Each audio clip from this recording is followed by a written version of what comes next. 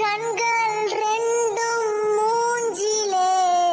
வீட்டுக்கு போனால் சோறு இல்லே